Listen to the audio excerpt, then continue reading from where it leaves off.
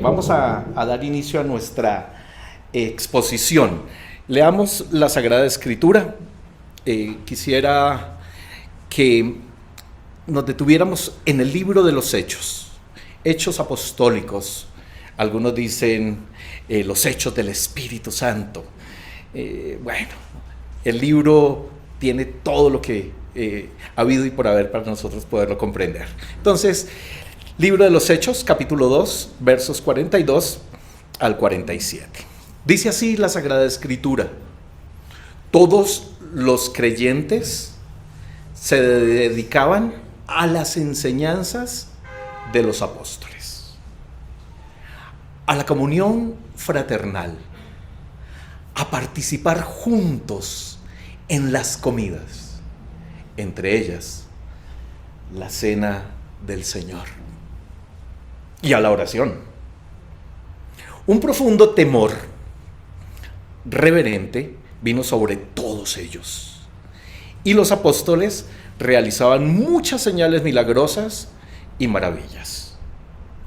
Todos los creyentes se reunían en un mismo lugar y compartían todo lo que tenían.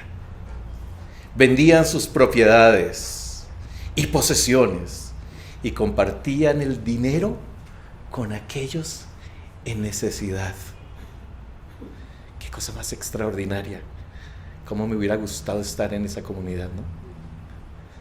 Con esos sueldos de profesor, además. Adoraban juntos en el templo cada día. Se reunían en casas para la cena del Señor y compartían sus comidas con gran gozo y generosidad. Todo el tiempo alabando a Dios y disfrutando de la buena voluntad de toda la gente. Y cada día el Señor agregaba a esa comunidad cristiana los que iban siendo salvos. Esta es palabra de Dios.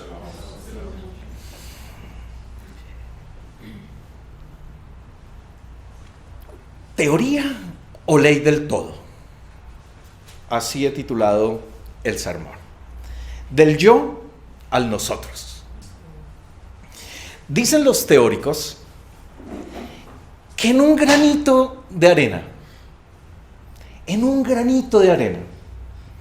está contenido todo el universo. En cada segundo, la eternidad. Dicen que los que leen bien un libro los habrán leído todos. En un creyente, la totalidad de Cristo. En esta vastedad de universo, la teoría del todo es un intento por reunir en una sola explicación ordenada, coherente, una respuesta a la existencia. No sé ustedes, pero a mí me parece que a partir del texto que leímos esta mañana, nuestra fe también nos plantea una teoría del todo, que más que teoría, creo que es una ley, es decir, algo probado, una forma de ser, una forma de hacer y una forma de creer. Podemos decir entonces, amados hermanos, que la comunidad cristiana desde sus inicios estableció un modelo, prototipo, donde todos los creyentes tienen claro la dinámica de la comunidad de fe. La enseñanza, la comunión, la espiritualidad. Y cuando eso se da, cuando esta dinámica se manifiesta en medio de una comunidad, entonces las señales, la generosidad, el gozo y la aceptación social se dan de manera natural y por lo tanto la gente se salva, se añaden a la comunidad sin tanta laraca, sin tanta vaina, de forma natural. Veamos algo del contexto. Este es el segundo informe que el evangelista Lucas le presenta a su comunidad. Y escoge para ese informe a la comunidad de Jerusalén. No sé si se dieron cuenta al final de la lectura del texto, que nos dice que esa comunidad cristiana, porque es particular, es la comunidad de Jerusalén, la que él toma para hablarle a su comunidad. Nos dice, además, podemos comprender, según la historia, que está conformada por lo menos por 3 grupos. No es que aparezcan ahí puntualmente en el libro de los Hechos, ¿no? Este grupo conforman la comunidad de Jerusalén. No, eso se deduce, eso se da en la medida en que leemos los evangelios, los 4 evangelios. Entonces, es evidente que hay un grupo de mujeres. Mujeres que llegaron al sepulcro antes que los mismos hombres. Mujeres que se organizaron, que estaban allí en esa comunidad de fe. Pero también podemos ver un grupo de los apóstoles y seguramente las personas que se van uniendo a partir especialmente de la predicación de Pedro. Y hay un grupo también que es la familia del Señor, que más adelante va a tener mucha relevancia, especialmente en la vida de Santiago. Estos 3 grupos están en Jerusalén. Y están porque el Señor les ha dicho que permanezcan allí hasta que se dé esa experiencia del Pentecostés, y además que ellos les serán testigo empezando en Jerusalén. Después en Galilea, donde se está desarrollando a la par también esa comunidad de fe. En Samaria y hasta en lo último de la tierra. ¿Qué podemos ver entonces? Es bueno tener claro que desde el mismo inicio de la comunidad cristiana coexisten varios grupos que se están formando. Grupos con rivalidades, con todas las características propias de cualquier grupo humano. Tenemos un embeleco y tenemos un idilio que no sé si hoy quebranto la inocencia de algunos, me perdonan, hermanos. Pero siempre, que seamos como la iglesia primitiva. Pues allá también se cascaban. Allá también Pedro peleaba con Pablo y Pablo con Bernabé. Se daban miles de experiencias. También habían rivalidades fuertes. También, oiga, ¿y cómo hacemos esto? ¿Y cómo comemos la cena? ¿Y cómo cantamos? ¿Y qué podemos aprender? Eran realidades que se iban dando en esa comunidad que se va formando y que muchos años después, Lucas en su investigación nos presenta un prototipo, pero ya depuradito y ya idealizado, ¿no? Entonces, vemos una pluralidad de tendencias, grupos unidos, pero lo que sí es evidente, hermanos, desde ese mismo inicio, es que hay un mismo espíritu y un mismo mensaje. Junto a lo que sucedía en Jerusalén, también se desarrollaba Galilea. No sé si ustedes recuerdan que en Mateo y en Marcos el Señor les dice: váyanse a Galilea porque allá les voy a alcanzar. Y allá va y se manifiesta y comen pescadito al desayuno y una cantidad de cosas. Entonces se va desarrollando Galilea. Siria también tiene testimonio de la fe. África, el norte de África, el Mediterráneo y naturalmente también el testimonio pasaba las fronteras hacia el Asia. Había una explosión de conversiones, naturalmente, que eran el germen que se expandía por el mundo conocido. Sin institución, sin libreto, sin tradición. Me da la impresión de que, como que ese desorden, ese caos del Pentecostés se va tal cual, así, arranca. Y eso va dando forma a lo que es la comunidad cristiana. La unidad la daba sencillamente un anuncio: Jesús ha resucitado y está entre nosotros. Es el Mesías y el Señor. ¿Cómo era esa comunidad, según nos cuenta Lucas? ¿Cómo vivían? ¿Qué hacían? ¿Qué les hizo pasar del yo al nosotros? Nos dice que la comunidad inicia en totalidad. Todos los de esa comunidad de Jerusalén, todos los creyentes se dedicaban. Ojo a eso. Se dedicaban. Es decir, se aplicaban, se invertían. Había un propósito, una disciplina, un esfuerzo. Todos tenían esa dedicación. Y nos dice que se dedicaban a las enseñanzas, en plural, de los apóstoles. Que en últimas, hermanos, era una pedagogía del recuerdo. Las memorias de las vivencias de Jesús. La memoria de sus palabras, de sus dichos, de sus hechos. Eso era lo que los apóstoles enseñaban. Notemos pues que en eso hay una actividad sapiencial. ¿Se imaginan de repente en una mesa como esta? Bueno, las mesas de ellos eran bajitas en las alfombras, pero en una mesa. Y de repente alguien con una situación complicada. Hermano, ¿y por qué te afanas por el mañana? Mira las flores del campo. No tejen, no hilan, y el Señor las viste. Imagínense ese hermano en medio de una necesidad. Por favor, hermano, las aves no siembran, no cosechan, no recogen en graneros, y nuestro Padre Celestial las alimenta. ¿No son ustedes más que los animales?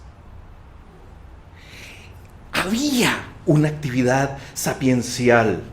¿Cómo se vive la vida a diario con el resucitado? Esa era la sabiduría. Había una actividad exegética. Esto fue lo que quiso decir el Señor, porque como habían tantas palabras, tantas cosas en ese ambiente, entonces de repente a alguien se le ocurre una brillante idea. Vamos a resucitar como el Señor resucitó a muchos Lázaros. Y alguien, eso no fue lo que quiso decir el Señor. Lo que el Señor quiso decir fue exactamente esto. Había una actividad exegética. Y había una actividad profética. Se anunciaba y se denunciaba. Ahora, esta enseñanza, como es natural, generó tendencias. Unos eran más enfáticos en los milagros, otros en sus dichos, pronunciamientos, enseñanzas, unos más proféticos, otros más sapienciales, otros hasta apocalípticos. Esta vaina se acabó ya. Estamos esperando que el Señor regrese ahora mismo. El meteorito viene. Habían unos que eran más apocalípticos y otros más fraternales, como los de Jerusalén, más sociales, en torno a una mesa común. Otros se hicieron misioneros, itinerantes, y partieron.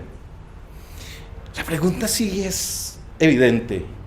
Ante esa cantidad de enseñanzas y cosas que habían, ¿cómo mantuvieron la unidad?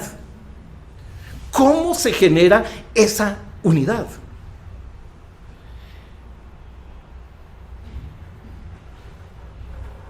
Y creo que solo puede ser por una razón: la acción del Espíritu Santo, quien impulsa, quien empodera y quien también suele desacomodar a su iglesia.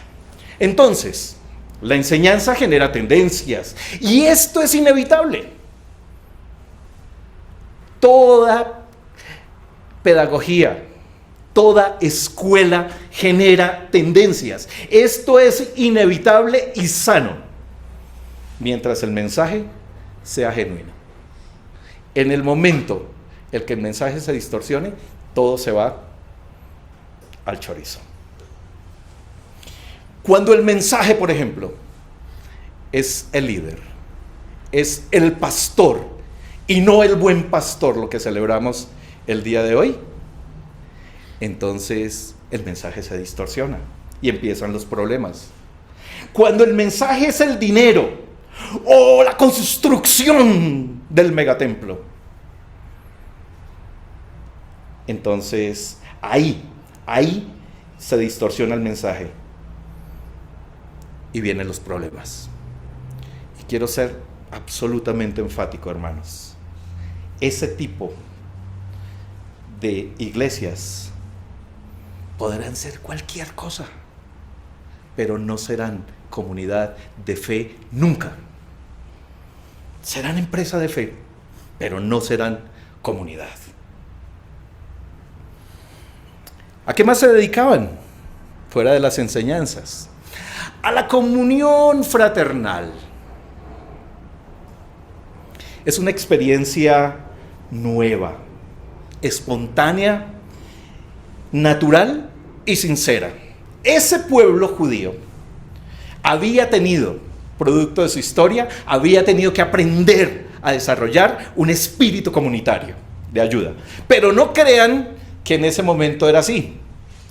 Allí había una crisis brutal impuesta por el Imperio Romano. Había pobreza, había hambre y allí cada quien se salvaba como podía. Entonces, ahora esta comunidad viene a dar un mensaje y viene a dar una vivencia completamente diferente. Es una experiencia nueva, sí, sin la mediación de una institución. Es una experiencia de empatía, de preocupación por el otro, por el hermano. Es romper con el individualismo para pasar al nosotros, donde todos, desde sus posibilidades, responden a las necesidades y realidades de la comunidad. Vendían sus propiedades y compartían el dinero con los necesitados. El bienestar de mi hermano hace una comunidad saludable, atrayente. Dos elementos se evidencian del grado de comunión profunda que están desarrollando. No sé si se dieron cuenta. Uno es la comida. ¿Ven que en el texto todo el tiempo se habla de comida? Era como si fueran adolescentes, ¿no? Comen y comen. La comida. Pero no solo la comida, que hay una diferencia enorme. Una cosa es que alguien nos timbre y nos pida un pan y nosotros se lo demos. Otra cosa es que lo invitemos a comer. ¿Ven? Entonces, era la comida, pero también la mesa. Abrían sus casas, participaban juntos. Es decir, que la olla popular estaba abierta para todos. ¿Y de quién lo aprendieron? De que un día, con 2 panecillos o pescaditos y 5 panes, alimentó. Ustedes, esa palabra es impresionante, ustedes denles de comer. ¿Y qué tal? Como encuentra después a sus discípulos. ¡Hey muchachos, vengan, el desayuno ya está listo! Pescadito asado a la brasa. Aprendieron de él. Era lo que los apóstoles enseñaban. ¿Y qué hicieron? Lo procesaron a partir de 3 módulos de seminario y de teología de la comida. El Señor lo hacía, nosotros lo hacemos.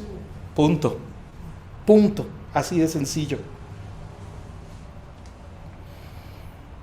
Pero otro elemento significativo es el toque. Hermanos, eso es absolutamente revolucionario en este texto. El afecto, la ternura, el amor que se da simplemente porque es mi hermano, porque tiene la dignidad, porque Cristo vive en él. Y si Cristo vive en él y Cristo vive en mí, lo menos que puedo esperar es que él tenga la misma experiencia y las mismas comodidades y la misma realidad mía. Pero judíos no abrían su casa a cualquiera. Eso era algo realmente afectivo. Y esta gente rompe con esas cosas sociales y empieza a abrir. Son de avanzada, empiezan a tener vanguardia, rompen esos esquemas y empiezan a ser esa comunidad extraordinaria.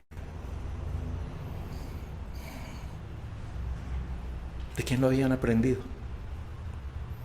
Del que tocaba el cuerpo del leproso, que nadie tocaba.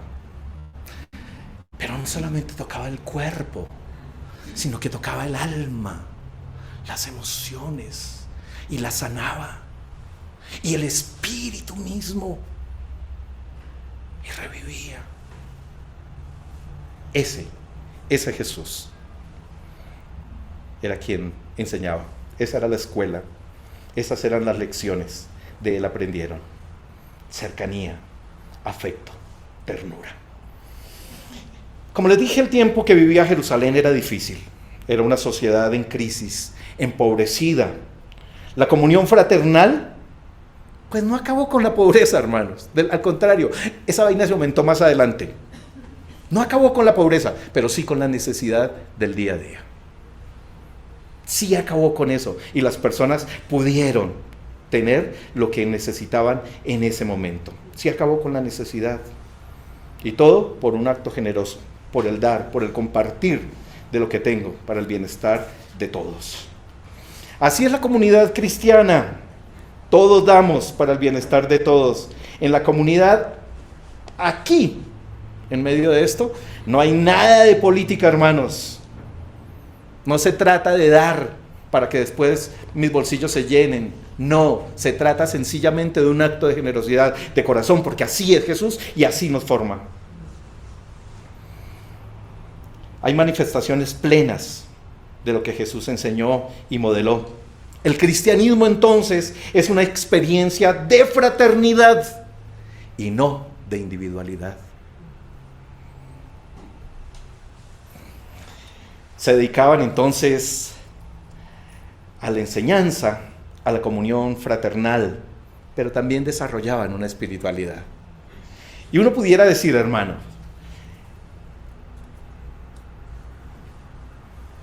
tienen comunión, brota espiritualidad por todos lados, aprenden, comparten, están unidos, el toque, la comida, todo eso de por sí ya es absolutamente espiritual. Pero hay tres improntas que se evidencian en su comunión.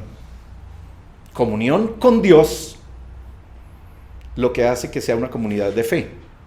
Esos elementos, oración, Eucaristía y asistencia al templo, es una marca de una comunidad de fe. Si no lo tiene, puede ser ONG, puede ser fundación, puede ser asociación, pero no será comunidad de fe. Eso es necesario en una comunidad de fe. Veamos entonces la oración. Se aplica en la oración, es decir, que se desarrolla diálogo, comunión con Dios, cercanía, comunión con el Señor Jesucristo, vivencia con el Espíritu Santo. Pero esto en la totalidad de la comunidad. ¿Sí se dieron cuenta? Se dedicaban a la oración.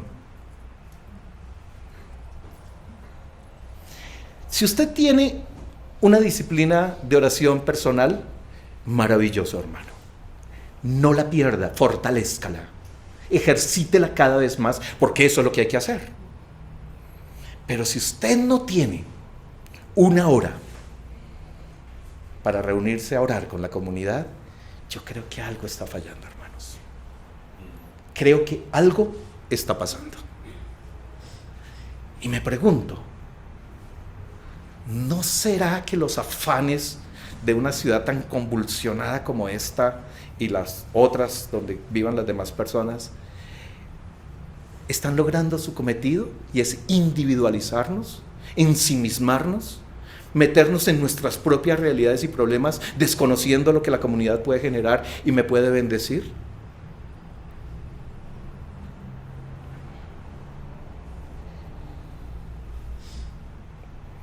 La comunidad ha facilitado, gracias a la tecnología y a Martica, ha facilitado una herramienta donde nos podemos conectar una horita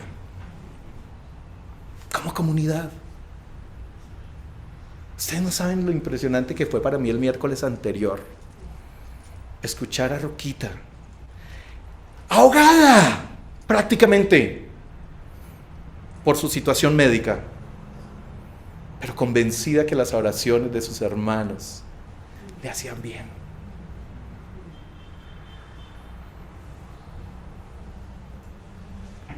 Yo creo, hermanos, que si seguimos con el embeleco de ser como la comunidad primitiva, pues hay que orar en comunidad.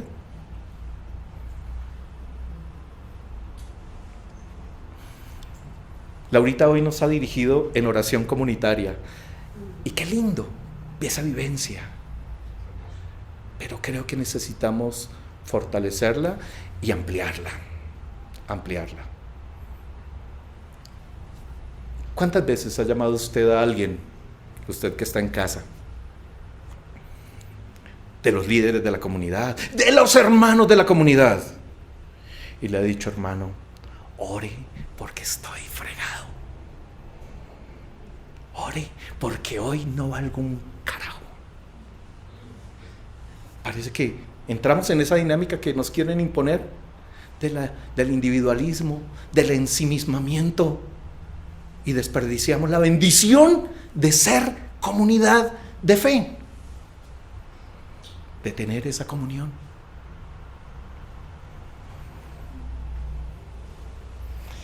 Pensémoslo, pero más que pensarlo, hermanos, tomemos decisiones. La comunidad de fe, aparte de la oración, también se aplica en esto, en la Eucaristía, en compartir el pan y la copa. Y como lo dijo Gerardo el domingo anterior, porque es allí, en medio de ese pan y de esa copa, que descubrimos al resucitado. Esas marcas del resucitado las vivenciamos ahí.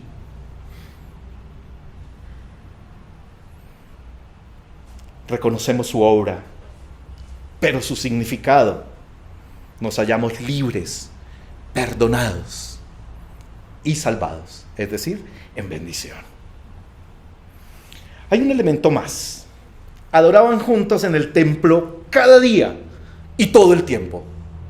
Nuevamente, totalidad, o la palabrita que nos enseñó Laurita, de manera holística. Adoraban juntos en el templo cada día, todo el tiempo adoraban. Esto era parte de su vida. Era una cultura. No era un rito, hermanos. No era una forma como las que se han desarrollado con el tiempo, que avergüenzan a veces. Que no vaya a decir a dónde va. Quédese calladito. Porque avergüenza muchas veces la forma tan vacía o la forma tan fanática como se hacen las cosas. No era una cultura, vivían así. El adorar, la experiencia litúrgica no era una carga, era la normalidad. Pero no se quedaba simplemente en la vivencia litúrgica, domingo de 10 a 11:30. Y cuidadito que se pasen un minuto, porque No, todo el tiempo adoraban, todo el tiempo. Quien veía a un creyente distinguía a un adorador. De inmediato decía, ahí va un adorador. Es decir, alguien asombrado por su vivencia con Dios, en completa armonía y comunión con ese Dios y con esa comunidad, en general. Si en la oración estamos regulimbis, como que por aquí la cosa no pinta muy bien.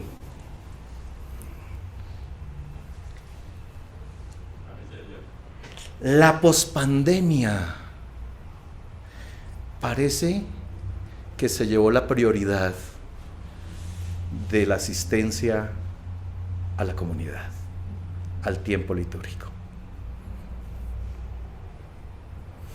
Es cierto, vivimos en una ciudad complicada, todo eso es verdad. Pero yo creo, hermanos, que a pesar del trancón, a pesar de todo lo que implica salir de casa, el hecho de venir y disfrutar con mis hermanos, de dar un abrazo fraternal, de podernos mirar a los ojos y bendecirnos, eso ya paga todas las complicaciones del tráfico y demás.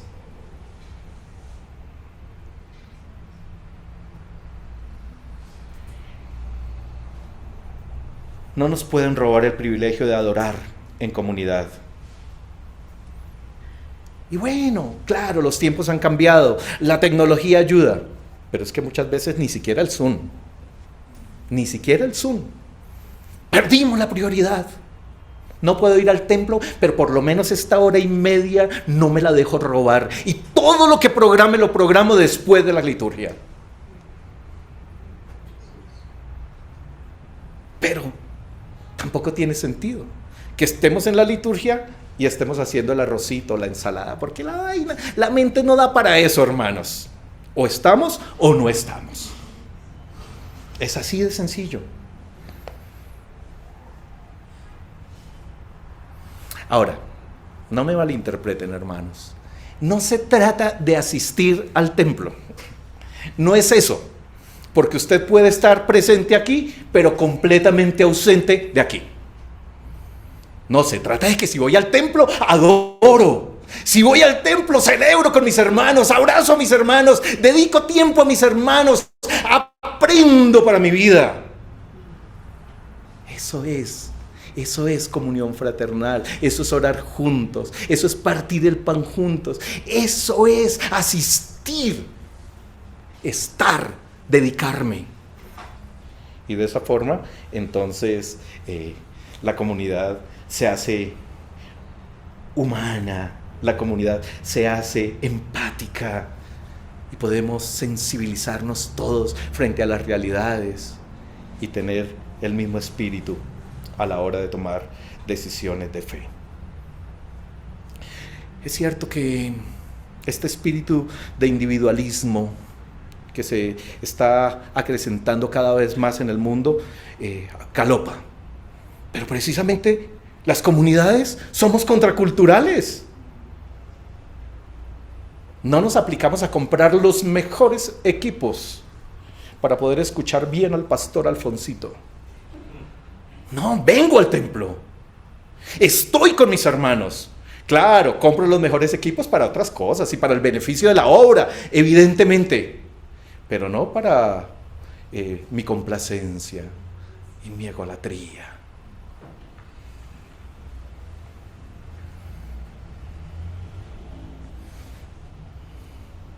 Adorar entonces, asistir entonces, hace la diferencia. Empatizar, socializar con mis hermanos. No se hace comunidad virtualmente. Eso de las redes sociales, esos son cloacas, hermanos. Yo estoy en Twitter y también a veces me engancho por ahí. Y hay otras que las he tenido que quitar definitivamente porque no me hacen ningún bien. Entonces, virtualmente no generamos comunidad. Gracias a Dios por esta tecnología para los hermanos que están en Armenia, en Cali, en Europa, donde se conectan, y gracias por conectarse. Pero sí exhorto a los que viven en Bogotá para que se comprometan de verdad, para que se sinceren delante del Señor, de su Espíritu, y empiecen a tomar decisiones de prioridades.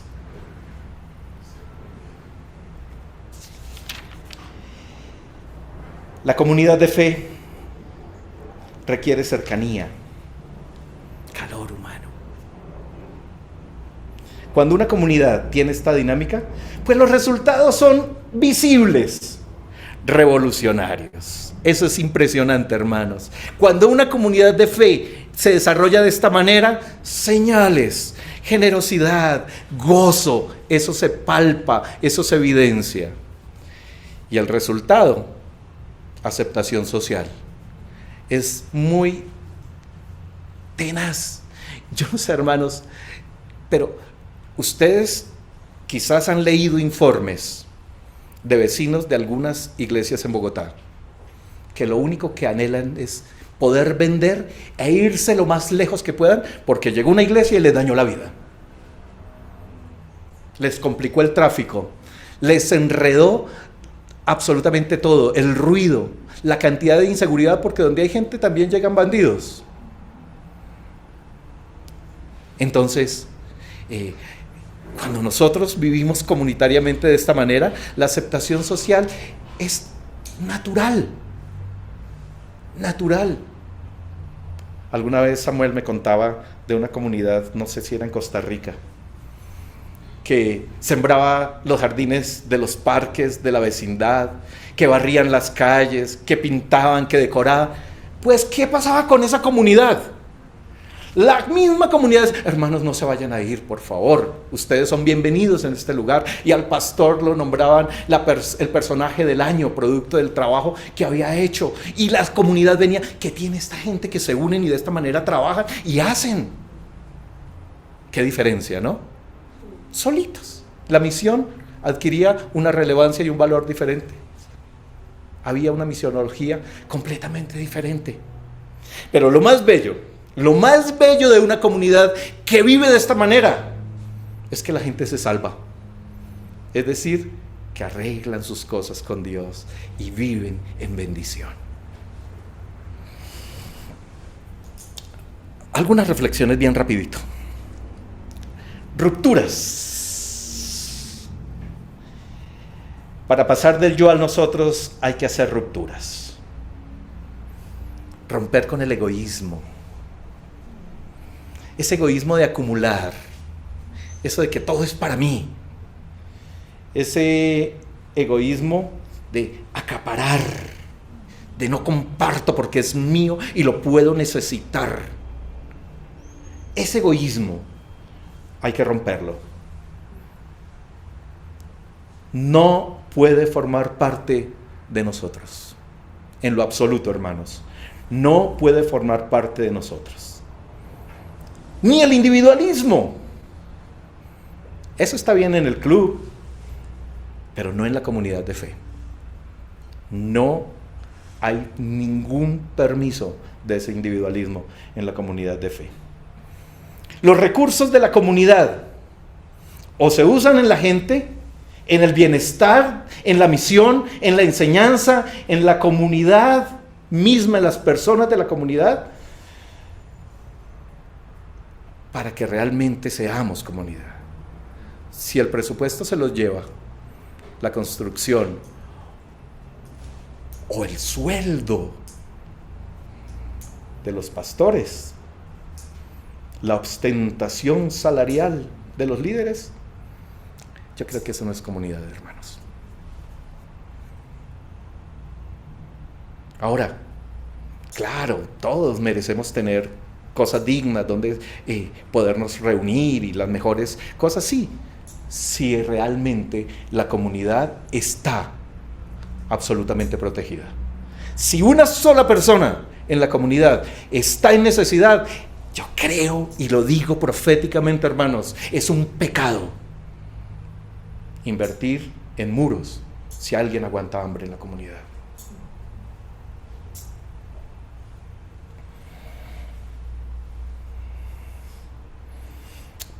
Pienso que esta debe ser la propuesta de renovación para la iglesia actual, que en su mayoría, tristemente, perdió el rumbo. No entiendo cómo alguien puede ofrendar para un avión del pastor. No entiendo, hermanos. No entiendo cómo alguien no puede discernir que lo están estafando y se mete en una iglesia de esas. Como me dijo alguna vez un hermano, me dijo: pastor, quiero informarle que a partir de este mes no espere mi diezmo. Ay, hermano, ¿qué pasa? ¿Se va a quedar sin trabajo? ¿Qué? Es que voy a diezmar a mi iglesia, que ahora es en Enlace. ¿Qué mundo estamos? Púchale, ¿en qué momento se nos enredó la vida? ¿En qué momento este espíritu tan terrible llegó? Creo, hermanos, que este camino de una comunidad así será la propuesta de renovación para esta iglesia que se ha enfermado y que ha perdido el rumbo.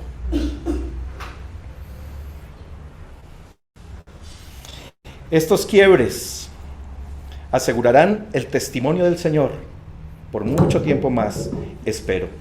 Y es nuestra responsabilidad donde quiera que nos encontremos.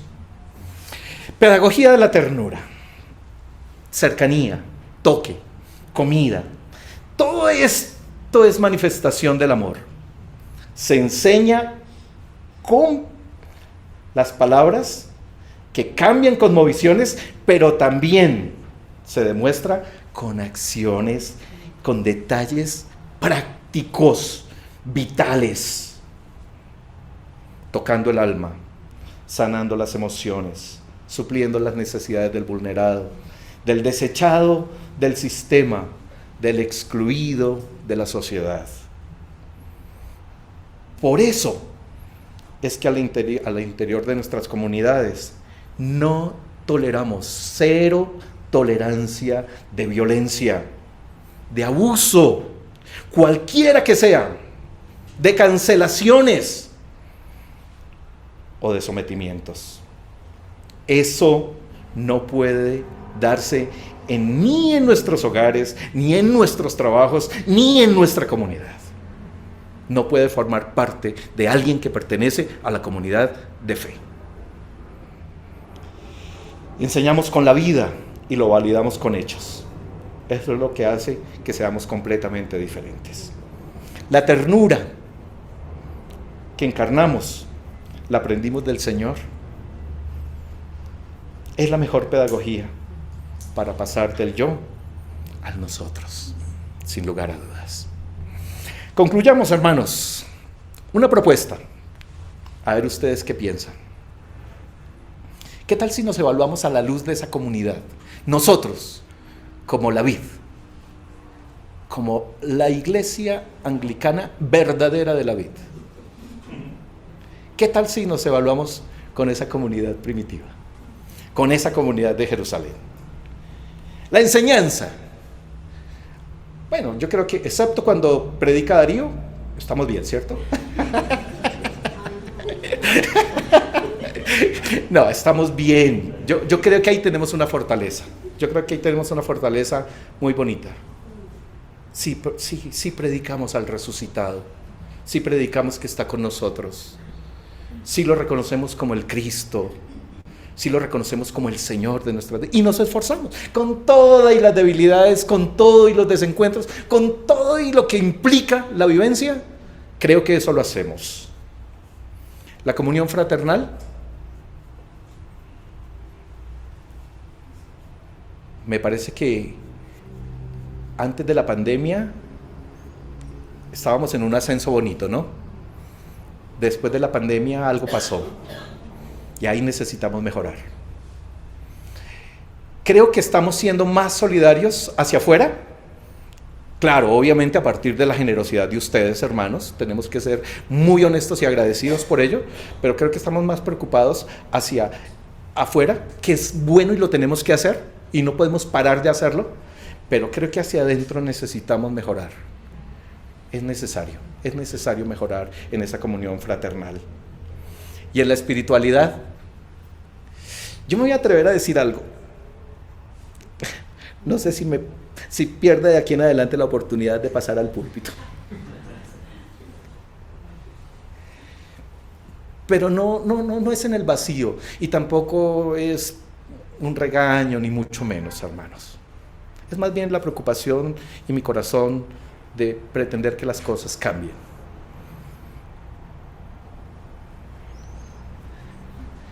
Si usted no ora en comunidad, yo no creo que ore tampoco individualmente.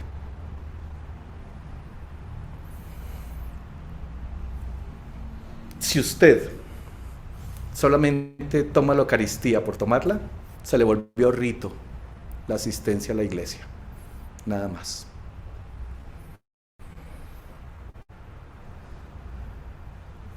Si usted solamente quiere aprender y aprender y aprender, pero no aplica nada, a eso se le llama religiosidad. Y me parece que ahí, en esos elementos, tenemos que seguir haciendo muchos esfuerzos para que una comunidad saludable, atrayente, sea la que podamos mostrar a las afueras de nuestras puertas. Recuerden, somos comunidad, sí. El resucitado es nuestro Mesías y Señor.